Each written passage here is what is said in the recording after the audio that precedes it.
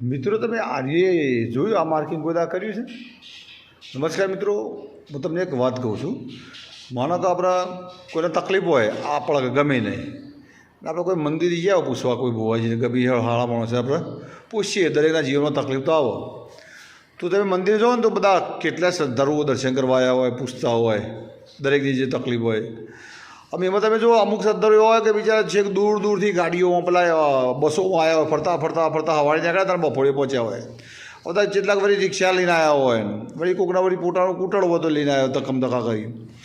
અને અમુક લોકો તમે જો તો 50 લાખ ને 60 લાખ ને 70 લાખ ને 80 લાખની ગાડીઓ લઈને આવું હિયોને દુઃખ. કહેવાનો મતલબ મારો સમજ્યા તમે? પેલો બસમાં જે આવે છે એને દુઃખ, અને પેલી 80-90 લાખની ગાડી લઈને આવે છે બુવાજીને પૂછવા એને દુઃખ. વાતનો સમજો તમે, મળ બધે ભેદ સમજો તમે કે એને તકલીફ હોય. એટલે પેલા માતાજીને વિચારતો કે હારો આવો ને 80 લાખની ગાડી ચલાવતો એના પણ કરોડોની મિલકતો તાણે ચલાવો. આ પેલો તો બિચારો બસમાં કે રિક્ષામાં આવે છે, ત્યાં પણ એની સ્થિતિ નોર્મલ જ હોય. સમજો કે ભાઈ એના પણ બહુ પૈસા ના હોય.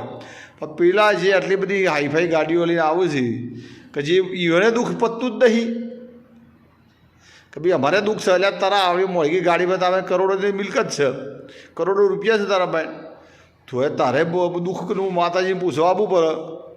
તો પેલી મા મુઢા હતી છે કે હારું તમને આટલું બધું આલ્યું હતો, તમને સંતોષ નહીં, તો પેલા ગરીબને તો બીજા શું થશે એમ. એટલે કહેવાનો મતલબ એવું છે કે કોઈને સંતોષ છે જ નહીં. તમારો કરોડો અબજોપતિ બનાવો તો તમારા દુઃખ તો ચાલુ પૂછવા તો ચાલુ જ રહેવાનું. અને પેલો ગરીબ છે તો તકલીફ હોય, એટલે અહીંયા આશા હોય કે હેડો ને ભાઈ કોઈ કંઈ પૂછીએ ને કોઈ કંઈ પૂછીએ ને આવું બધું ચાલે રહેશે. એટલે આ વાતનો ભેદ આપણે સમજવાની જરૂર છે કે દુઃખ ખરું ને એ કર્માધીન હોય યાર. સમજો કે અમુક લોકો તમે જુઓ ને તો બે મિત્રો હોય ને, તમે એક તાલાવ તો હારી જન્મ થયો હોય તો એક કરોડપતિ થઈ ગયો હોય, અને એક નોર્મલ સ્થિતિમાં જીવતો હોય. બે ભાઈઓ તો આટલો ડિફરન્સ પડતો હોય છે. એટલે કર્માધીન હોય છે. આપણે ગીતામાં કીધેલું જ છે, બરાબર છે કે જન્મ વખત જે આપણે લખીને આવે છે ને એ પણ આપણે આખી લાઈફ જીવવાની હોય છે. એટલે એ સુખ દુઃખ તો બધું આયા કરે યાર. એટલે બી તમારો દાખલો આલ્યો કે તમે માર્કિંગ કરજો કે કરોડો એટલે 80-90 લાખની ગાડીઓવાળા એ દુઃખી હોય છે, અને પેલો બસમાં આવતો એ દુઃખી હોય છે. એટલે આ વાત સમજો.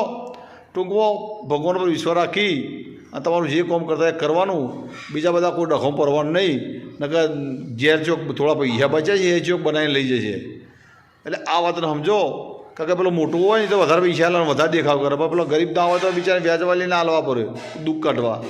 એટલે આ બાબત મિત્રો તમારે શું કહેવું છે? તમારા વિચારો રજૂ કરજો. જય હિન્દ, જય ભારત.